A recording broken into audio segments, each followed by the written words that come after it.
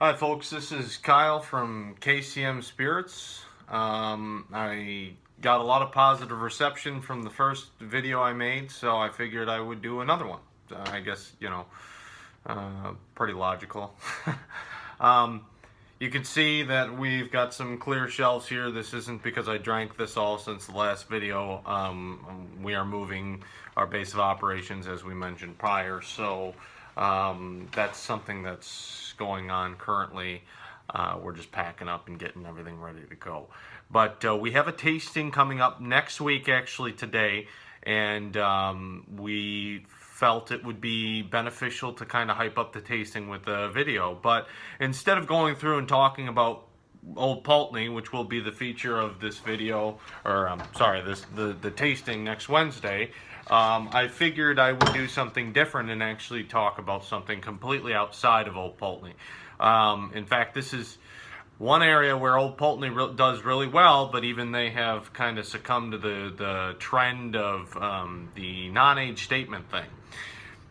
And the most recent disappointment I saw was through Glenlivet. And Glenlivet, I wanted to highlight that because I recently bought a bottle of Glenlivet only to find out that it is no longer being produced in the same manner. So I figured this would be a good opportunity to talk a little bit about the Scotch tasting happening next week, for those of you who are still interested in the Kalamazoo area, but also talk a little bit about the trends in Scotch industry and kind of what to make of them and why it's so, I don't want to say crucial, but why it's so beneficial to indulge in it right now, okay? So what I've done is I've found out that I have 2 bottles of Glenlivet right now. This is the first one I'm going to talk about, which is Glenlivet Nadurra. It is the 16-year, aged natural cask strength and non-chill filtered. This is the new packaging. There was an older packaging that was done quite a while ago. You can see I've indulged in it quite a bit. But a really good bottle of single malt, aged in bourbon barrels. And, this is an interesting Glenlivet because Glenlivet is one of the notoriously largest distillers of single malt Scotch whiskey, and I think the largest selling one in the U.S. It's either that or Glenfiddich, okay? I think Glenfiddich trumps is the largest selling single malt, but those things change relatively often, and I try not to be too caught up on the statistics aspect of things.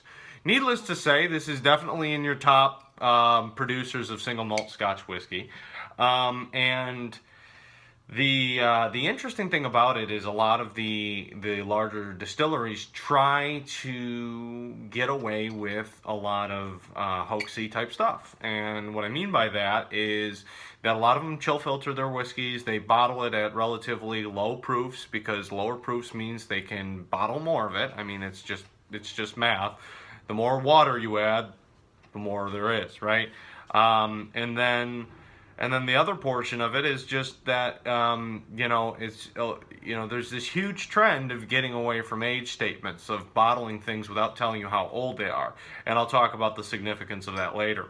But Nadurra, from Glenlivet, unlike the 12, the 15, the 18, the 21, 25, whatever, was a great expression for Glenlivet because it kind of embraced the craft nature of single malt. It came in a non-chill filters form. It was bottled at a high natural proof, and it was a no-nonsense type of whiskey. Practical packaging, practical, marketing. It just worked. And so this was kind of the Scotch drinkers rejoice at, hey, Glenlivet can sell something that's got all of the things we're looking for. One thing they missed, though, is they never told us that it was natural color. So, and I might have said that earlier, but that's not true. There's no statement to natural color on the bottle, which, if you went this far, why wouldn't you go there? But still, really big props to Glenlivet, okay? And before I get to the next bottle, I'll talk a little bit about why I'm mentioning this one. Okay, so this has been around for quite a few years, and the first time I had it, it was huge fan, huge fan. I mean, adding a little bit of water really brings this to life. It's well made. It's just, you know, I've always felt like Glenlivet was just a little too fruity for me, a little too sweet for me, and this isn't. It complements that fruity sweetness that you get out of Glenlivet with a lot of oak, a lot of spices, some intensity and vegetal characteristics that just offset the natural spirit flavor. And Nadurra just accomplishes that so well. Now, however, they are kind of picking up on the trend of some of the other major distillers, and they have released two significant bottlings to date that I wanted to mention. One is not Nadurra.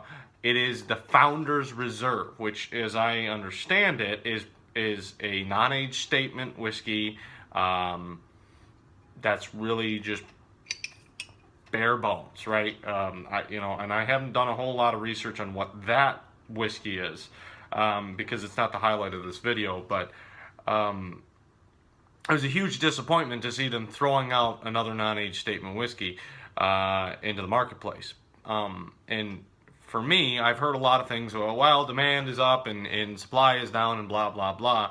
Well, being somebody who works in the automotive and truck industries, that you know, your customers really don't take that as an excuse. So, you know, I don't care about excuses. If you're not going to make it work, then figure something else out, right? So that's where I stand on the low supply, high demand situation, okay? Invest more capital, get it up to snuff, and give us the product that we actually want. In terms of what this means for us, though, is this bottle, the 16-year-old Nadurra, cannot be purchased anymore. Instead, they produced a different Nadurra, a set of 3 Nadurras, actually. You know, I guess the numbers are supposed to be distracting to Scotch drinkers and make us, you know, forget about what we actually are purchasing. But they produce one that's a sherry finish Scotch. They produce one that's a peated barrel Scotch. You know, not a peated whiskey, but the previous whiskey had peat in it, I guess. And then they produced the first fill Nadurra. Okay, so let's focus on the first fill only. We can talk about the other ones, you know, at a different time. The first fill is essentially what you're getting out of this at a lower alcohol percentage, 46%, which is still good. Great, mind you. It's not cask strength, but I mean, 46% is ample. Non-chill filtered still, but with no age stain. So, and mind you, this bottle was priced so reasonably, so well, that there just wasn't anything you could complain about, right? So, it's just a huge frustration to see because you can't buy this anymore, but you can buy something at a lower alcohol content and something with no age statement. Why would I want that? I mean, if you're going to lower the alcohol content to 46%, you won't hear me complain. But if you're going to take away the age statement for no reason and stop selling this, if you want to sell the non-age statement version, sell this right alongside it and sell this for the same price you have been. That's my opinion, because that shows that you're not trying to pull the wool over people's eyes. Instead, they're taking away value. Okay, I haven't had the Nadurra first fill. But I'm not going to. I'm not going to buy it because I think it's a huge ripoff. I think Glenlivet should stick to their guns. This works, and even if they had to raise the price a little bit, I'd love to see this stay on the market. I think it's the right way to go. So, the other whiskey I have here, in celebration of Glenlivet Nadurra, is actually a Glenlivet Nadurra 1991. It is the same situation, non-chill filtered. It does not say it's natural color, and you can see... I'm looking to the center of the screen, and that's not where it is. You can see a little bit of an orangish hue to it, so I imagine there is a little bit of E150A colorant in it, but I don't like it, but it's not a big deal. Okay, a bottle at 48%, so I imagine it's not cask strength. It didn't come straight out of the barrel at that percentage. So they added a little bit of water, but 48% is great. I mean, very, very excited about that. But here's the interesting thing. If you look closely enough, it is bottled on 8/9, and it was distilled in 1991. So if they're telling you that it was bottled in 2009 and it was distilled in 1991, you can kind of do the math and say this is approximately 17 to 18 years old. Okay, so this is a little older than the 16 year, a little lower in alcohol content, and it's relatively similar in price. You can't buy this either, but it was a really interesting thing that I wanted to get my hands on. It also is called the Triumph, and I wanted to speak to that a little bit. They identified this because the Triumph is the type, the strain of barley that's being used for this, and that gives it a little bit of a unique character. I personally cannot pick out and tell you, oh, that's Triumph barley as opposed to, two-row Francine barley or whatever. But I think it does at least give you some detail. All right. So here's the interesting thing. We have them right next to each other, and I wanted to use this as a platform to talk about what you get in these two whiskeys, and if you ever are tempted to buy a different Glenlivet whiskey, what you should benchmark it to. Okay, so we're going to start with the Glenlivet Nadurra 16 year, the one that was in production just a few years ago. I actually bought it last year for an event. KCM event. It was great. You should have been there.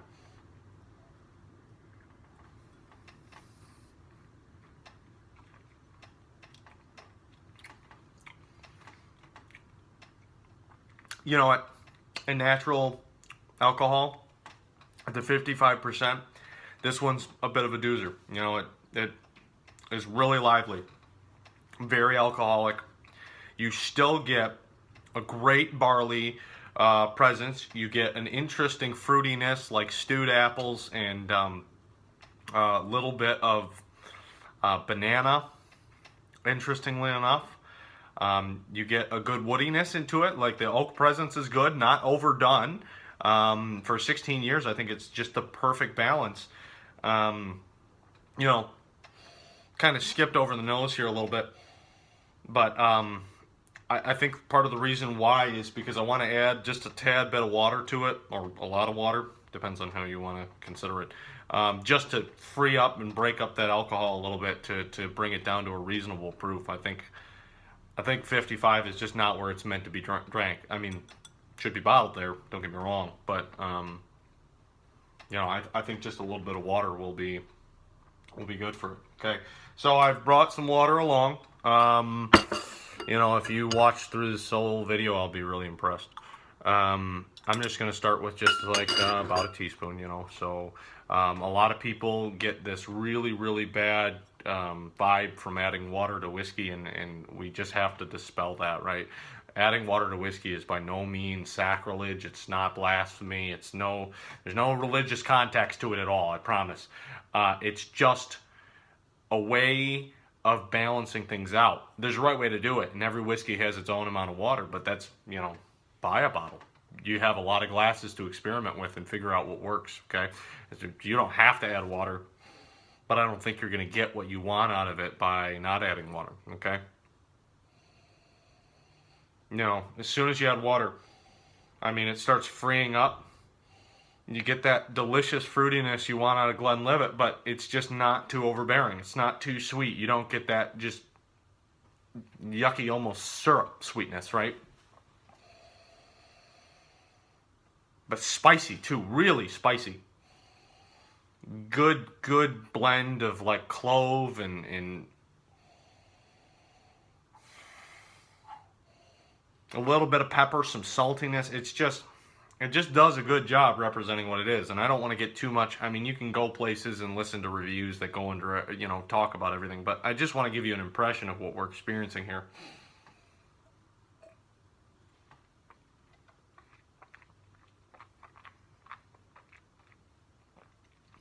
Yeah, great. And it could maybe use a little more water. Still very intense, very upfront. You don't lose anything at all. You just gain a lot, okay? The spiciness comes alive. It kind of helps combat the fruitiness. A little bit of caramel in there, a little bit of molasses, and just really good undertones of rich sweetness. But the spiciness, the oakiness, the barley, all of that is in there, and it just makes a good blend of fantastic whiskey. I mean, this is just a bargain whiskey. I won't give it a rating. This is very off the cuff, and I don't want to, stick numbers to anything. But I do want to say that, this is money, dollar per value type thing. This is worth it. This is worth the buy. And for me, most Glenlivets are, I shouldn't generalize, but most Glenlivets don't have the level of value per dollar that this does. Okay, so I mean, it's just substantial how good this whiskey is.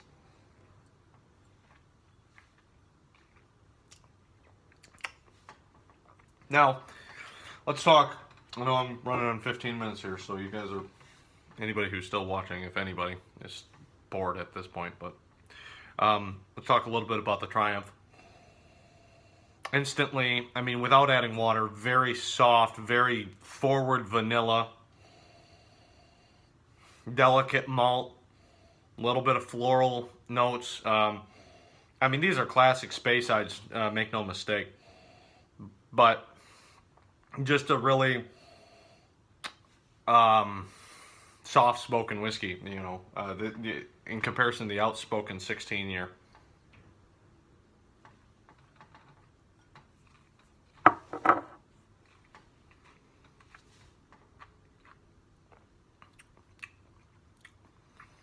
Softer, more vegetal, vanilla. I mean, it's just, there's actually a really big contrast. You get a little bit of like sugar sweetness. A lot of contrast between these two whiskeys, no doubt. But in a good way, right? Neither of them are defunct. But this, I feel like, is a more mature whiskey in terms of it's a refined flavor. It's not so braggadocious and so outspoken and loud and bull and china shop like the 16-year feels to be. And that could just be adding a little more water and softening it up and getting it to that perfect place.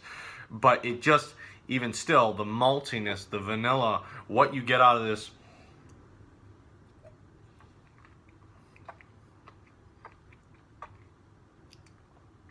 caramel confection, and just, it's very docile but very refined, good whiskey with just a perfect balance of different flavors.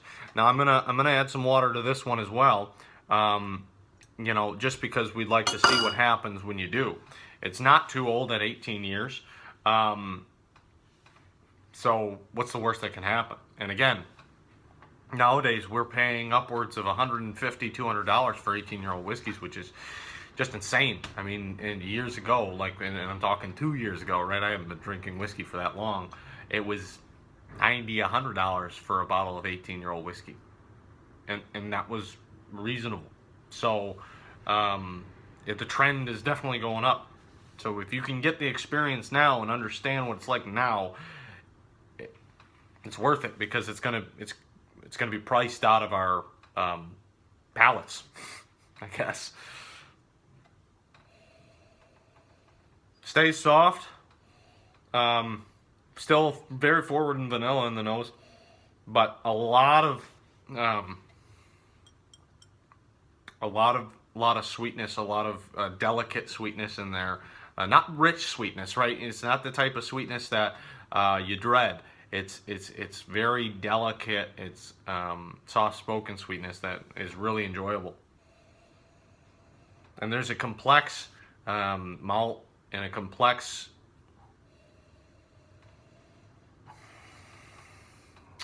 herbal note, I think, in the back of this whiskey that it's really interesting. It's different. It's a different whiskey for certain. I mean, one thing I experience a lot when I do tastings is people tell me, well, I couldn't tell, but most of the times those people are the ones who go, oh wow, I can really tell a difference. So don't discredit yourself if you're a quote-unquote novice at whiskey tasting. I mean, there are differences.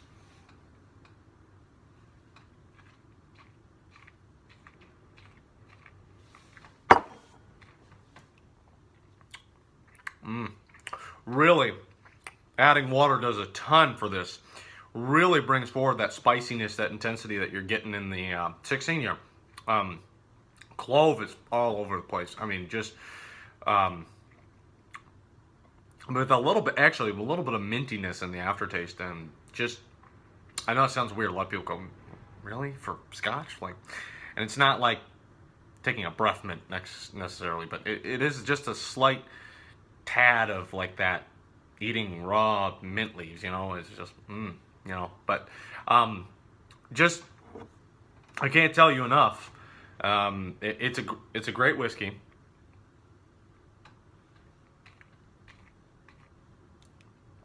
And the bottom line is, it's got a lot of depth. I mean, it goes for a while. Very complex, very engaging, and quite frankly, I don't think you get that in the 12 year, and I don't think you get it in the 18 year. I think the 15 year is very interesting. I like the use of French oak, but you know, I've really strayed away from that range because I just think it's too sweet in a lot of instances.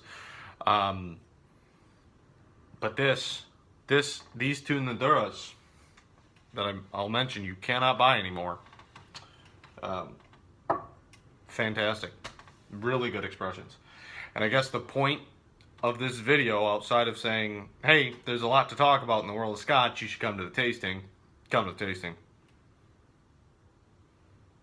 Come to the tasting.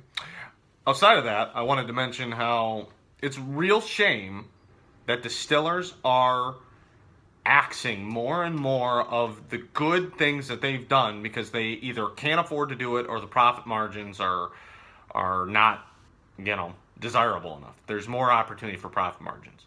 You know, this is, you know, working in the industry, the automotive industry, I should say, it is increasingly evident that rampaging profit margins for, you know, your own benefit only works for so long before your customer catches on and gets tired of your crap. So, and it's clear that a lot of the folks out there who are manufacturing whiskey or asking people to manufacture whiskey